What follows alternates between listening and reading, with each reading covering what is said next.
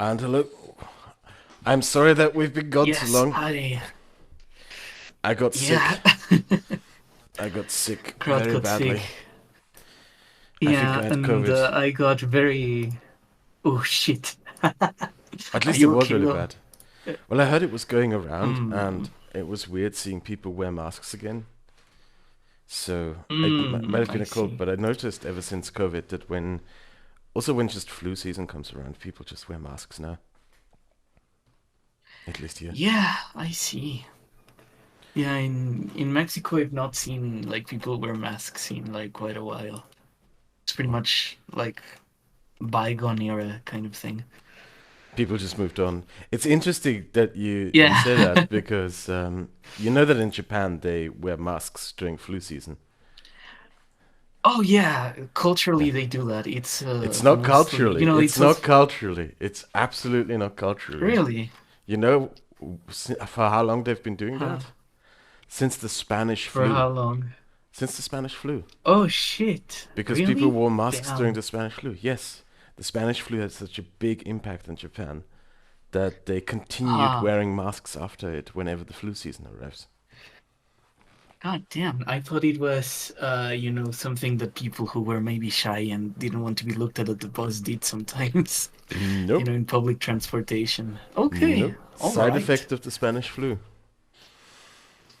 Yeah. Yeah, Japan using masks. What were masks made of like back then? Because, I I assume imagine they cloth. didn't have like I assume yeah. some type of Okay. cloth, which we probably will Yeah. return to, since we have to face plastic out of much of what we do. Yeah. I So have two cloth masks actually, yeah. I have them bunkered somewhere because I remember when the masks became available during COVID, I bought a whole box of them, Uh, and I have the rest of I them have bunkered. one. I have one of the first Chinese ones, the K997. I think their name is. Yeah, I That have like was one with the certificate.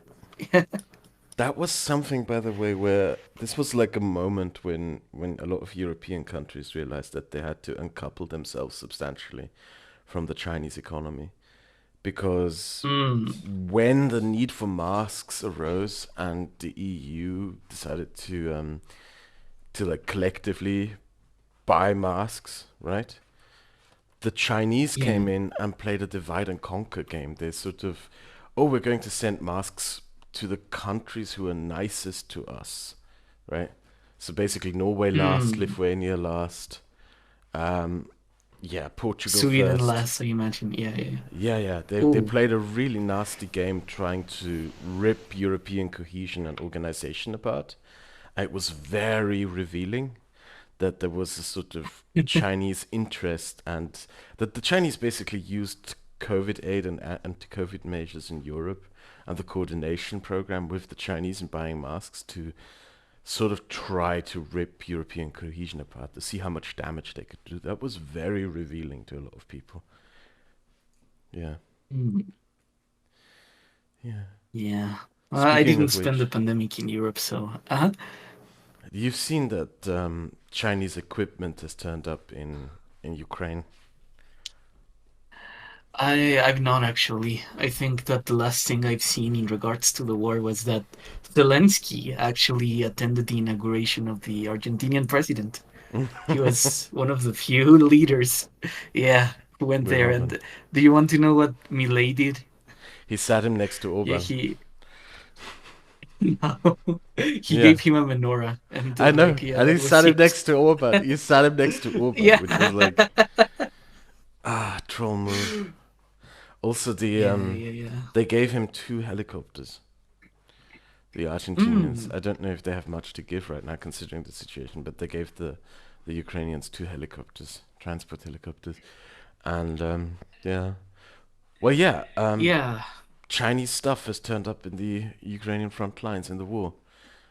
Specifically on Mm, the Russian side, troop transport buggies, vehicles, light armored vehicles, which is hmm. disappointing. Nice. You probably saw Yeah. you probably read of the James Bond style operation the Ukrainians did while I was sick, and I'm Yeah. not saying this lightly.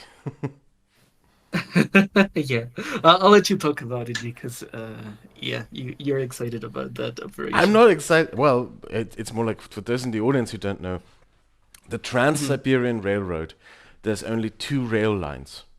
It's really only two rail lines that go to Siberia and back.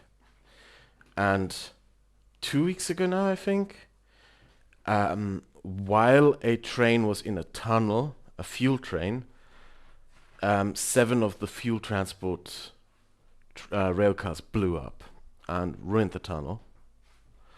And on one line, and on the other line, a train blew up while on a bridge over a gorge, destroying the bridge.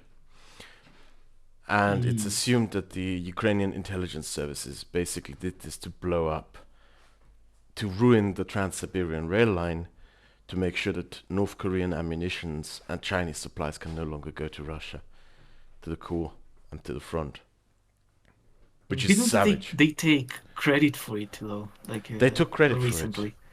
They Ah, took credit okay. for it. They bragged about it. Because it Yeah. is quite the impressive thing to do, to go so deep into enemy territory and pull something like that off. That is quite impressive. Yeah, for sure. I I mean, do wonder what they're going to do next. It's interesting to me that you mentioned that Chinese equipment might be being used by the Chinese because so far I thought that China was kind of playing both sides in a way. Uh, I happen to talk sometimes to a Swedish volunteer, uh, and he tells me that tourniquets are one of the things that are most in need on the field, mhm, and the Chinese supplied tourniquets to the Ukrainians, but they were like very low quality tourniquets, and a substantial amount of people who died on the front line were not dying in combat, but rather when they got to medical assistance, when they got to retreat on the tents.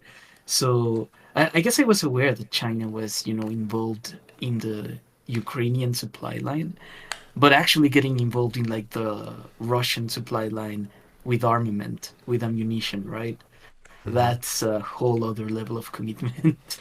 I So am yeah. going to I'm going to give you my take on this, Mhm. and you can feel free to disagree with me. The war in Ukraine continuing is good for Russia. It bogs down the West, but it Yeah. also weakens Russia, and a weakened Russia is also in Chinese interest. I think there's this famous phrase, this instance when I think it was Henry Kissinger was asked, who do you want to win the Iran-Iraq war? And Henry Kissinger said, it's a pity that not both sides can lose. And I think that is what China is doing right now. Like what happened during the Iran-Iraq war is that both sides of the Cold War supplied weapons to both sides because they wanted to needlessly prolong the war as long as possible to make sure that both sides in this conflict would really just annihilate each other, right? Now, we in the West want Ukraine Yeah. to win quickly. I think China has an interest, geopolitically speaking, into prolonging this war as long as possible. Yeah. I would say that it's also in the Russian interest in that sense.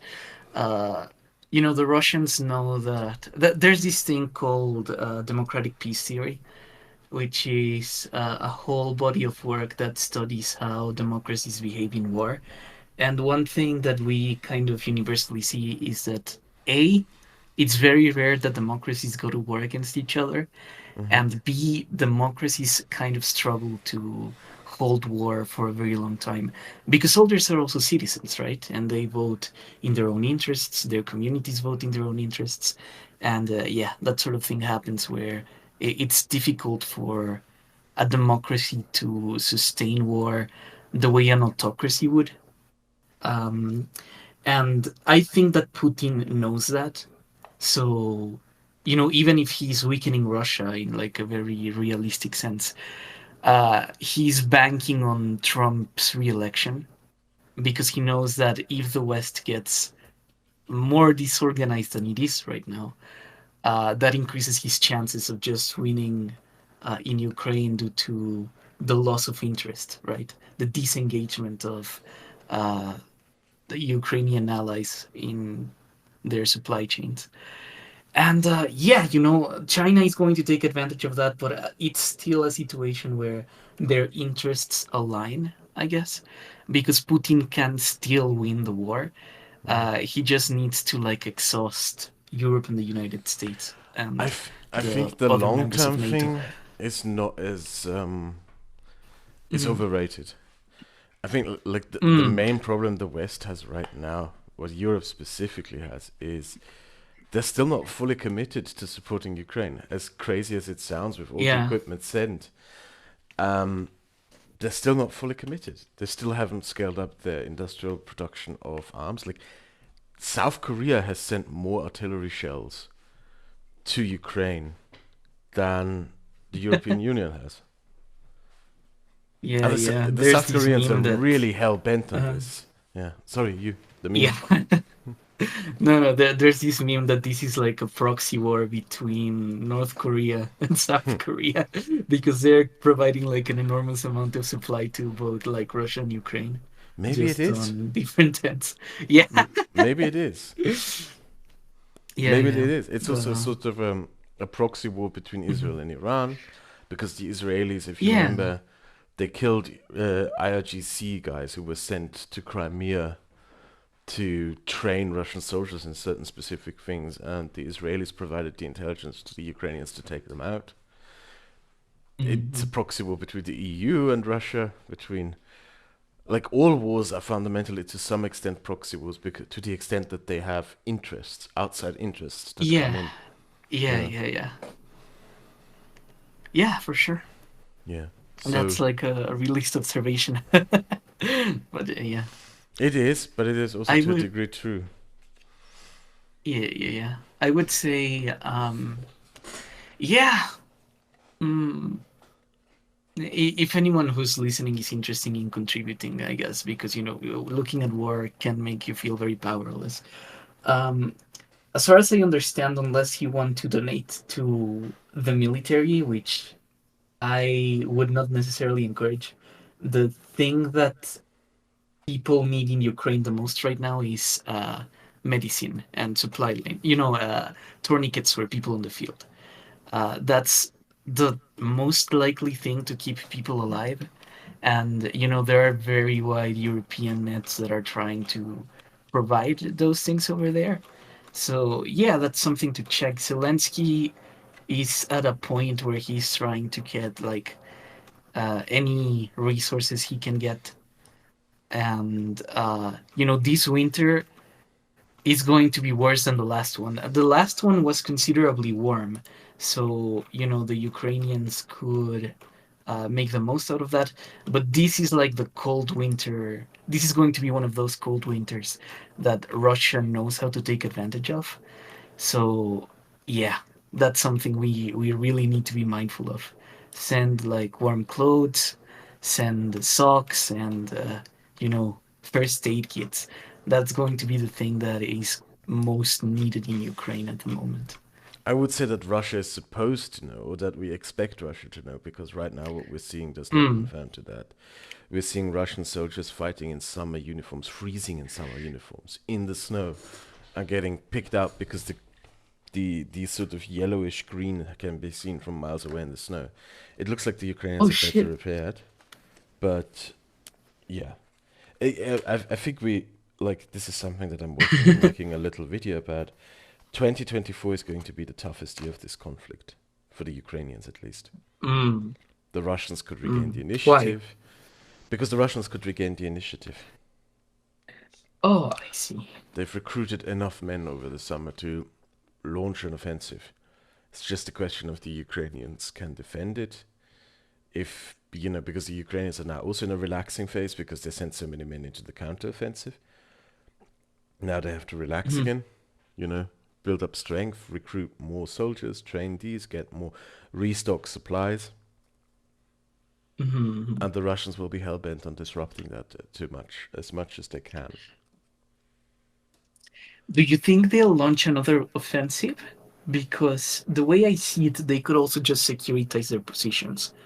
and make the occupation permanent? Like, uh, would they attempt to, let's say, make a second invasion of Kiev, for example? Um, I think they might try to take Kharkiv. Hmm. I I think see. they might try to take Kharkiv. That's the thing that I might worry about. I mean, the thing is, the hunkering down part, Hmm. not sure how well that will work. Because the Ukrainians are getting F-16. And Oh, right. how do I put this? The F-16 will allow the Ukrainians to possibly regain air superiority, but not because of the F-16 itself, but because of Meteor. So, a reason why Mm. the Russians currently enjoy to a certain degree air superiority is because they have this aircraft called the MiG-31, which is an extremely fast, high altitude aircraft which fires hypersonic air-to-air missiles at other aircraft. So every time a Ukrainian aircraft flies to a higher range, especially if it's close to the front line, these missiles have a range of, I think, 100 miles, and the Russians can just pick them off. And the Ukrainians have been unable to gain air superiority. The Russians have also been unable to gain it because Ukrainian air defenses are so strong that the Russians can't do the same thing either. But Mm. F-16 is a plane that can shoot Meteor. Meteor is a missile that was developed, I think, in the 2010s. And Meteor is a missile that you can, with a range of, I think, 200 kilometers. That's huge. Oh, And okay. So you can outcompete the Russian missile, basically. exactly. If the Yeah. Yeah. Ukrainians gain F-16, and if they get Meteor, and I hope they get Meteor, because it's everyone is currently talking about, oh, the Ukrainians are getting F-16, yada yada yada. Yeah, that's great, but it's not as useful if the Ukrainians don't get Meteor. If they get Meteor, the missile system, the air-to-air missile, they'll be able to take up the Russian Air Force over Ukraine. Mm. They'll be able to push the Russian Air Force back into Russia itself, to be honest. And in that case, in that scenario, well, the Russians can be hunkered down as much as they want. They'll just get bombed by the Ukrainian Air Force. They won't Yeah. have the superiority anymore to defend themselves from air attacks. So all their hunkering down will Yeah. be Yeah. useless. But for that to happen, the Ukrainians need to get the F-16. The training takes long. I think it started like, when did the training start? 4 months ago? I think so. I mean, the last thing I was looking at was the Leopards and the fact that they didn't use them. So Mm. I guess It that's takes it that's takes a a year. It can take up to a year to train an uh, F-16 pilot, and it costs between I 11 see. million to 20 million euros to train an F-16 pilot, a modern fighter pilot. That's Mm, why there are always such intense rescue operations to save fighter pilots. They're expensive to train, so yeah. it's gonna take a Yeah, while it's a for big them. investment. Yeah. Huh. Okay. Yeah. You know, I have to say I'm quite surprised. I was one of the people that thought that Russia would collapse under the weight of its finances. But it hasn't so far. And they have rebounded. The ruble has like gone up a couple of times in value throughout 2023. And even as they continue to lose at this point hundreds of thousands of people, right? Uh, they're going on. They're enduring for like a war of aggression. There's this I wonder. fascinating thing that I read, economically speaking, Mm, that because so yeah. much money is being pumped into the defense industry right now, there's enough money slushing around in the economy. Oh, I Yeah, see. because so many people have been sent into sort of the tank factories and the shell factories in Russia to refurbish old tanks, T-55s, T-62s, to pump out as many Ah, T-90s as they can. The Russians are producing, I think, 2 tanks per day. god damn. Okay. So this is like a Roosevelt situation where Yeah, they're using like the war to but eventually you run out kickstart of the money if you economy. do Yeah. that. Eventually you run out of money. And you have to keep in mind that most Yeah. of the tanks that they're producing are like the very old T-55s. I mean, a tank is still a tank. You still don't want to face it in battle.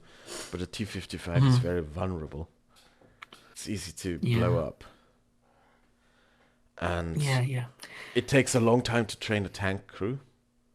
That's something that Russia will have problem with because they started calling up retired tankers, people who served in Oh. tank crews back in the 90s, 80s, and even in the 70s, and stuffing them into T-55s and T-62s and sending them to the front line. And that's bad because eventually, if you run out of tank crews, it takes a year to train a new tank crew. Yeah. Yeah. Yeah. It's yeah, at this point, if what I thought was going to happen does happen, which is a Pyrrhic defeat for Russia. So, more than a defeat in military terms, a defeat via exhaustion, it would be a worse type of exhaustion, like dramatically worse, because they will have lost not only their active military, but also, generations of military. They would have lost a lot of money. They would have achieved like diplomatic isolation, with the exception of China. Like, yeah, uh, there's very little that they might get compared to what they're going to lose, even if they win, if things continue the way they're going. And yeah, that that makes me very concerned for like the future of Russians uh, It's and not a promising Ukrainians, of course. situation. It's not a Yeah, promising situation to be in, yeah. In many ways, Ukraine has already won the war. It has won the most yeah. important victory of the war, which is that we should not forget the Russians started this war on the claim that Ukraine is not a real country. It's not a real state, it's not a real entity, it's not a real people, it will just collapse. And by just by the Hmm. virtue of existing, by fighting back, by maintaining the state, by securing a Ukrainian state, the Ukrainians have already won the war. But that virtue alone, it has Yeah. to be said, they've already won. Um, it's now a question of how much territory they can regain, but also the crazy thing to me, one of the craziest things to me, is that Russia still insists on its maximalist goals. It still insists that it can Mm. have all of Ukraine. They still insist on that, Mm. which is nuts. Well, where are you hearing this? Is it like state media making those It's claims, state or media, it's Putin himself? Putin himself, it's the army. Uh-huh. Like Putin reiterated it in his annual press conference, which was cancelled last year, but he held it this year. Yeah, the Uh-huh. goal still remains maximalist. They still want all of Ukraine. And that's nuts. They're not Mm. going to achieve that. But they still Yeah. cling on to it. They still cling on to this delusion. Yeah. And Yeah. That, you kind of have to wonder at which point they'll have enough of him. You really do have to wonder that, don't yeah. you? Because you can't do this stuff forever. Eventually, the country has to get sick of him, right? Probably. Uh, yeah, I mean, this is something we discussed like almost a year ago, but Russian big changes in the Russian state generally happen, or at least in the last 100 years, right? Have happened after very disastrous wars. Hmm. Like Tsar Nicholas II, when his military was engaged to the west in the west and suffering terrible defeats, uh, the military was not active, or at least not as active in tasks of internal repression, and the Russian Revolution happened. You could argue that the Soviet Union had that kind of struggle with Afghanistan as well. It was like a big sink in cost that eventually, led to Russia investing more in its military than it was investing in development, and then the Soviet Union collapsed. It is very likely this could be like Putin's Western war, right? Like the war that takes down the Russian autocrat. And honestly, whether it happens or not does come down to, uh, you know, Mm. Russian a Russian decision, a decision of Russia as a civic society to make that kind of mobilization. But it would be rare, I guess. Because one thing that we need to keep in mind is that a lot of Russians are older. A lot of the younger people are basically dying in the fields right now. Um, you know, if Putin goes away, I'm not sure who's going to be able to replace him in a leadership position. Uh, there are people in the Communist Party. Uh, for those of you who don't know, right? Like the Communist Party still exists in Russia. They're trying to become social democrats, but they keep the name for the prestige. Um, yeah, they're you know kind of control the position in a way. They attack Putin, but they're kind of ineffective, and not a lot of people vote for them. So Mhm. you look at them, and you look at the rest of the Russian alternatives, and there's not a lot of choices to go with.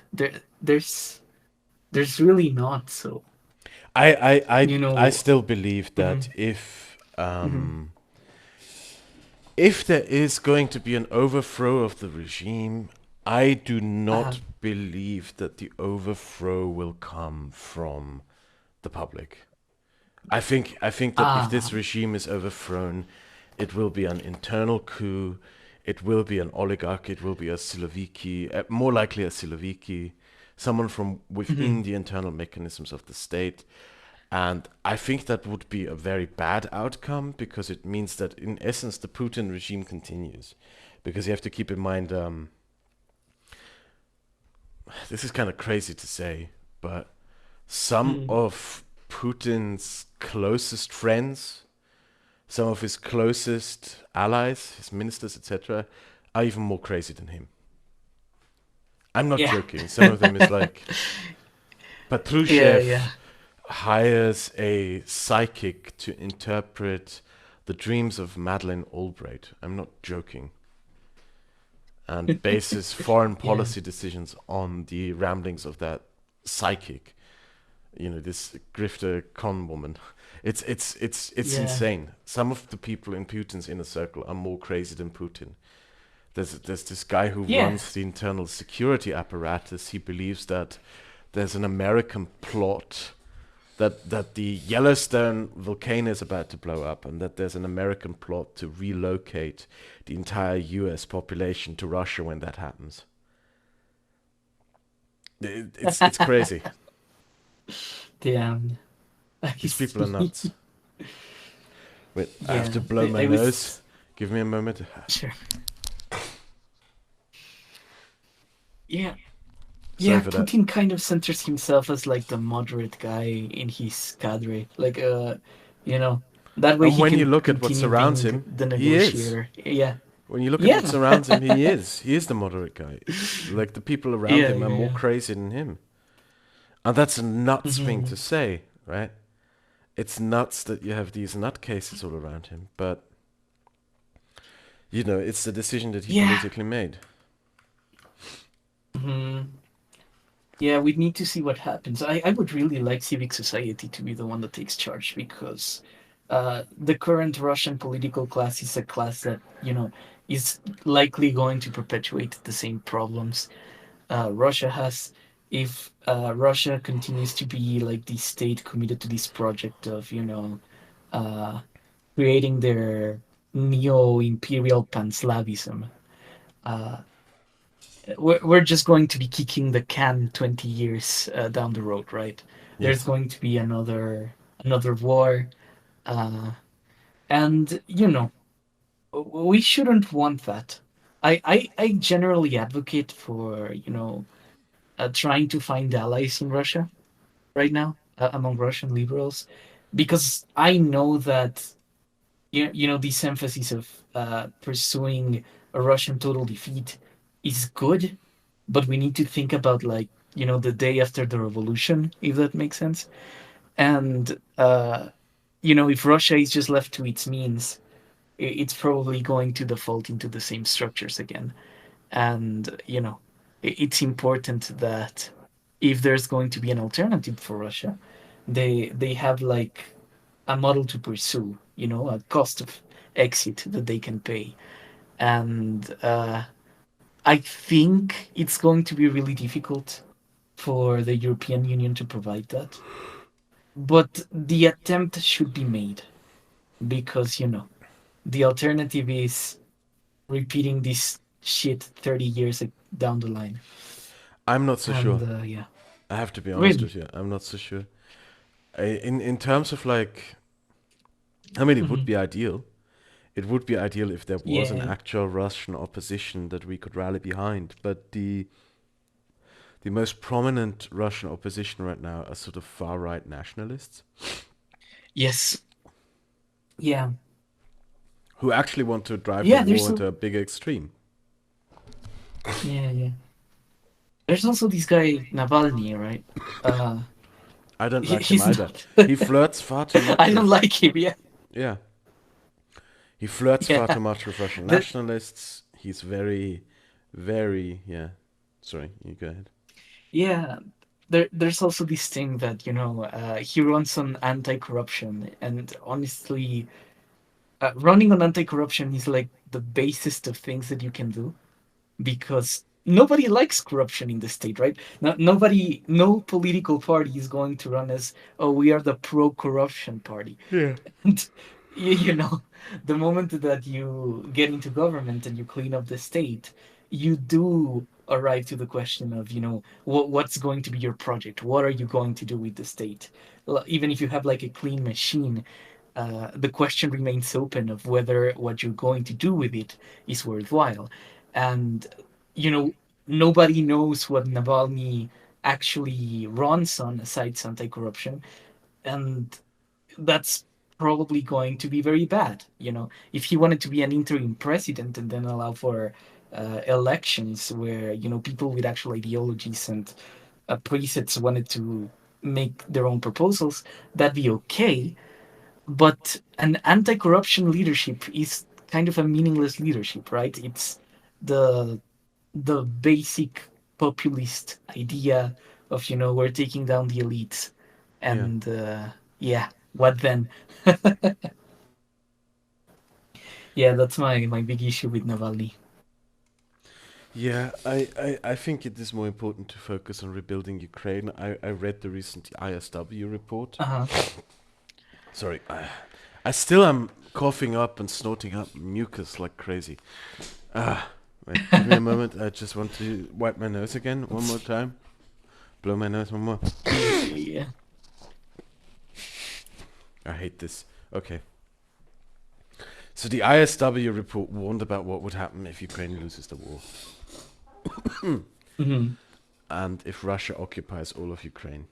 And it's very bleak because it sort of puts Romania and Poland into extremely vulnerable positions. Very vulnerable Yeah. positions. And it means that right now, NATO's weakest link, Europe's weakest link, it's not just a NATO thing, is the Baltic states. In the sense of that it's very difficult to defend the Baltics.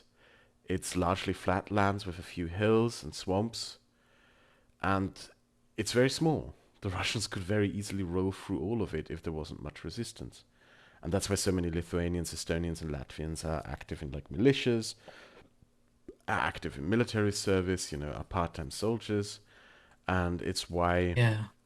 so many European countries moved tank brigades to the Baltic states. It's also why it's good that Sweden and Finland are joining NATO, because it means if the Russians invade the Baltics, there will at least be a supply line by sea that could be done, right?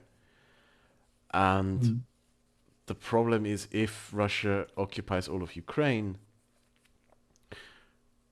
we have a similar situation then at the border with Romania and Poland, where we have two very vulnerable points of contact in Poland and Romania, where Russia could, from which Russia could invade the Romanian heartland along the coast or drive into Poland. And that means we'll have to build up defenses there as well. So if Russia, the ISW report basically says, if Russia manages to occupy all of Ukraine, the Europeans will be forced into building up similar defensive forces, and defense bills as they had during the Cold War. It will be extremely costly. Yeah. You'd have to have a Yeah, yeah, permanent yeah, yeah. presence of tens of thousands of troops in Poland, in Romania, in the Baltic states to make sure that these places are defended. It's going to be a nightmare. The ISW report also goes from the other perspective, which is if Russia holds on to what it holds now, right? Still Mm. not good. The Baltic problem remains. The difficult to defend Baltic states still remain a problem. But in this scenario, you could also bolster up defenses in Ukraine, and Romania and Poland are not as threatened anymore. There would be a threat to the remaining state of Ukraine. And in many ways, they say, yeah, there would be a defensive bill that would have to be paid if Ukraine joins NATO, which is a big if, but we shouldn't discount it. But the Mm. defensive bill would be sort of equally divided between Russia and NATO, right? So both of them would have to build up a lot of defensive mechanisms and measures. Now, here's the ideal Yeah. outcome, which is the ISW goes into what happens if Ukraine retakes all of its territory and joins NATO, right? In that situation, Mm. the tables are reversed and Russia is at threat. Because if Ukraine captures the Donbass, well, if Ukraine recaptures captures Crimea, right? That's the end of the Black Sea Fleet. That's done. There is no more Black Sea Fleet. And if it takes the Donbass, it puts Ukraine a 2-day, NATO, if it joins NATO, a 2-day tank ride away from the Caspian Sea. What that means Mm. is Ukraine, and through that NATO, would have the power to cut the Russians off from the Caucasus. That is a huge Yeah. vulnerability for the Russians, a huge, massive vulnerability for the Russians. And it would mean, because it would mean that Russia would have to create two massive defensive lines, one in the Baltic and one in the Caucasus from Ukraine. And so it would reverse the entire situation and put the burden on Russia to put up a massive defensive bill, while we in Europe can not necessarily relax, but our defense bill would be substantially lower. Yeah. It would contain Russia, so to speak. Yeah, it's the repeat of a Cold War strategy, basically.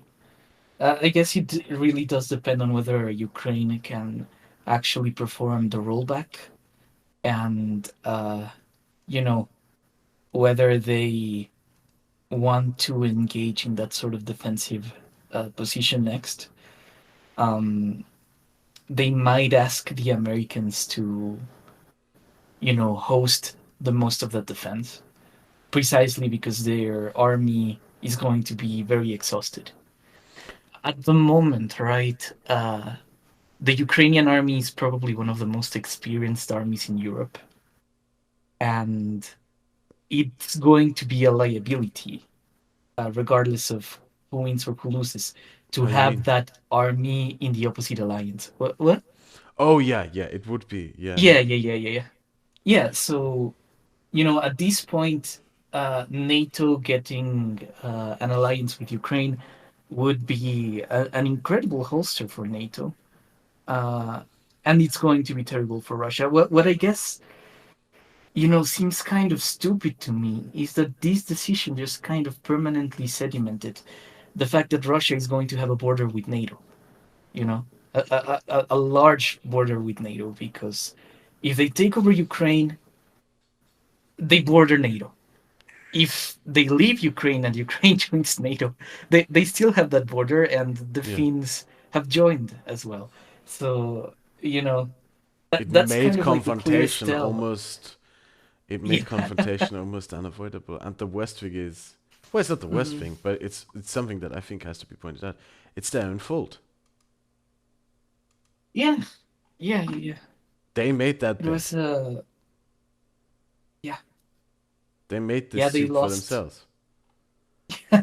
Like they didn't calculate through what this decision meant. Like this was such a huge gamble on their behalf in the first place to think like, oh yeah, the Russians will just, sorry, the West will just not do anything. They will just allow everything to go to shit. Blah blah blah blah blah. Well, really, really, It didn't work out. yeah, Yeah, yeah. It's yeah. The catastrophe through and through. mhm. Yeah, a lot of leftists are also very disappointed because overall there was a lot of opposition to the existence of NATO as this kind of, you know, Mm. institution that existed as an arm of American imperialism, sort of.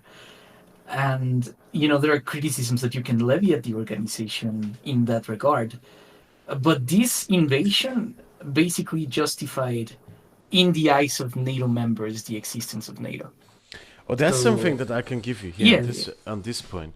Uh, If Ukraine regains all its territory and sort of mm, pulls this reverse card thing where Russia is now the state that will have to build up its defensives, right? The mhm. the geographic situation of Russia will be so bad, and this is something that the ISW report is very clear on, that it would allow the Americans to pull out 80% of their troops from Europe, 80% of their assets in general, because Europe Oh, would be in a okay. position to defend itself. Like you have to keep in mind, there currently there's a British tank brigade in Estonia, there's a German tank brigade in Latvia, and there's a French light Mm. armored brigade um, in what's it? Lithuania? Yes, sorry. Yeah, and yeah, and if yeah. you end up with, I think there's also Italian troops in Romania right now. So if you if you get this situation where Ukraine gains all its territory and joins NATO, and you say move a Spanish or a Spanish tank brigade or a you know Italian one into Ukraine, you basically have a situation now where Europe can defend itself from an initial attack by Russia. Yeah, yeah. So the Americans would be in a position where they're not going to because of the Poles. The Poles are now really powerful politically in Europe. Like if you still want the Americans out of Europe and for Europe to do its own defense, complaining to the Americans isn't going to help you. You'd have to complain to the Poles because the Poles are the ones who are really cuddling up to the Americans and keeping the Americans in Europe as much as they Mhm. can because they don't Do you trust all the think people. that the Russians could just move their fleet to Novorossiysk It would be and extremely just let vulnerable there. Especially like really? if Ukraine takes Crimea, right? Uh-huh. Crimea is basically a massive aircraft carrier in the middle of the Black Sea that allows you to dominate the Black Sea, right? Yeah, And yeah, it's the yeah, yeah, reason why Ukraine basically didn't have a navy. There was no point in having a navy when Russia had the Crimean Peninsula because it could just sink, and it did. It just ruined and wrecked the entire Ukrainian navy between 2014 and 2022. So if Ukraine regains the Crimean Peninsula, it will have the base from which it could sink the entire Russian Black Sea fleet. Anything that Russia builds, a sort of a navy there.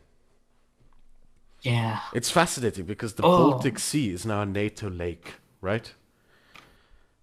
not yet, but maybe. Yeah, if when Sweden joins, it's a NATO lake.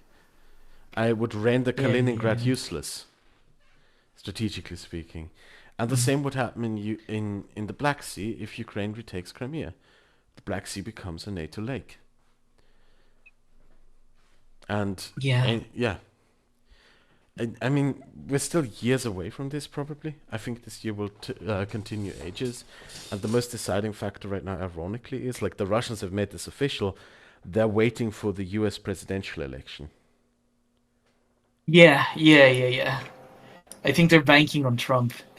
that's that's something that's very concerning because it is very likely that Biden will lose. You Uh, think so? he doesn't have like, yeah, he doesn't have great numbers, especially over, the conflict in Israel. Lost him big chunks of the Arab community of the United States. There are important Arab minorities in Michigan and Pennsylvania. They are likely not to turn over for him. Uh, Trump, he could lose if he gets sent to jail, but Biden at the moment has the second lowest popularity that he's ever had, you know, in the history of his whole presidency. So he has to get over that, over the conflict in Israel, and over the fact that Trump is mobilizing his cadre of crazies. So yeah, he has like quite a challenge. This American election is going to be like incredibly important because it might define whether the broad west is going to be on the offensive or on in the defensive in the next 4 years. And what do you think does it looks like right now? Uh, right now, Trump does look very likely to win. Honestly, Hmm. yeah, I am very concerned. Trump is ahead in Georgia and in Michigan, according to like very reliable election poll trackers. But a lot of Americans don't trust poll trackers right now because they've been so wrong in a couple of occasions. Uh, you know, I don't want Trump to win. I think Biden should not have run because people are very concerned about his age as well.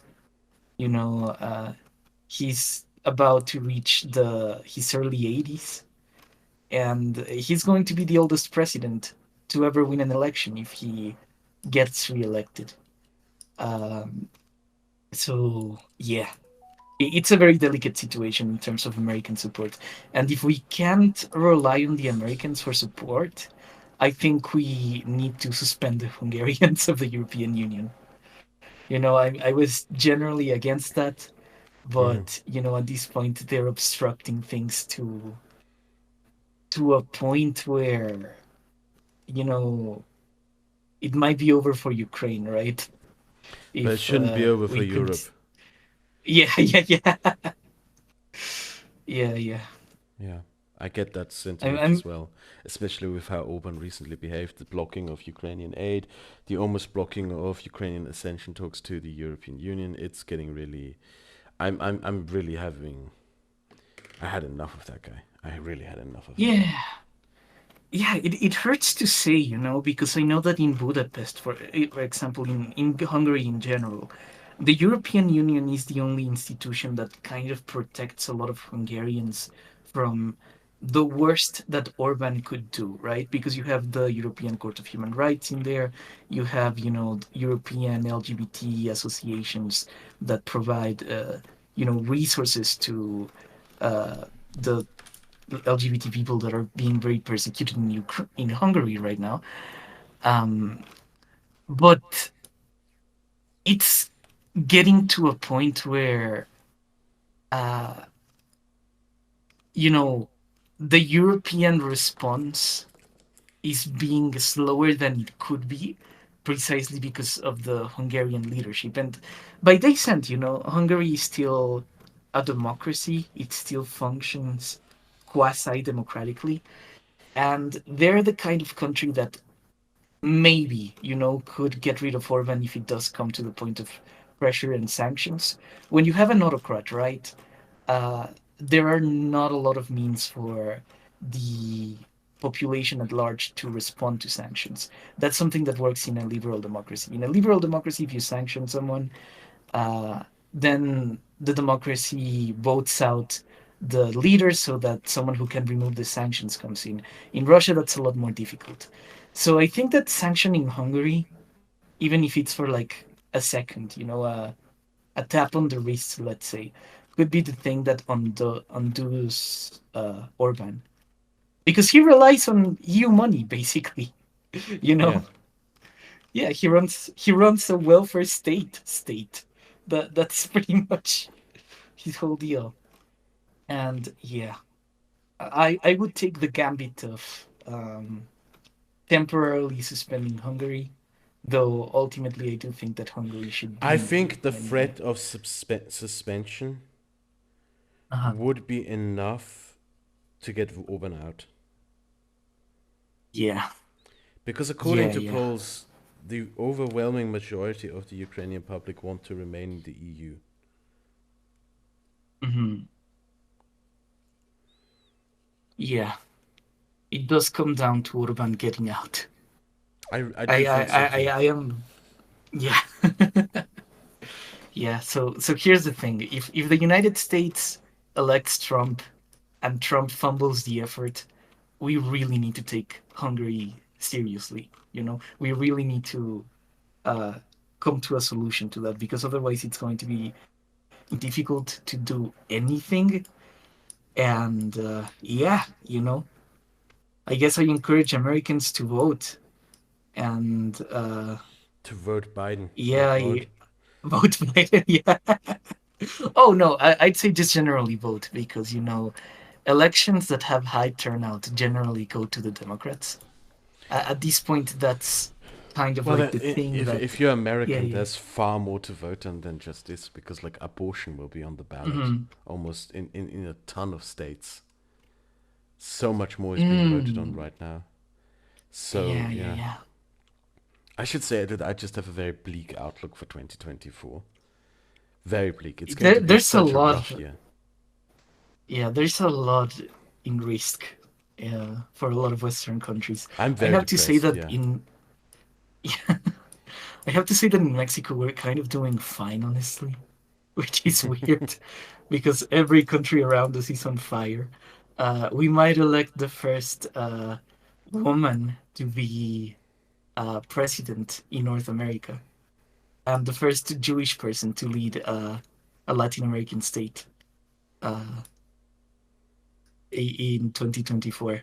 Well, actually, no. The Argentinians are going to beat us to that because Milei is converting. Did you hear about it? Yeah. Yeah, Reverso Milei is converso. converting. Yeah. Yeah, yeah, Milei is converting to Judaism, and yeah, It's going he. to be a rough year still, but it's not going to be a rough year for you because the thing that goes in so much in favor of Mexico is that your population is so young, your population is so well educated, and your population works for less money and has lower cost than China right now. So it's going to be a great year to be. It's going to be a great year to be Mexican from the Yeah, looks of it. Mexico is kind of uninteresting at the moment because things are functioning more or less. We've not had a crisis outside of a couple of things in Mexico City, like an earthquake and the collapse of one of the metro lines. But in general, the country is functioning. I am very worried for the United States and Canada, though, because the Canadian housing crisis will make the Tories win. Like Trudeau is going out. This is almost completely certain, and Trump is very likely to make a comeback unless he gets arrested. Oh, That is but also here's the possible, thing. though. That is Yeah, more than likely. yeah, yeah. But I've told you this before, but maybe people in the audience don't know about it.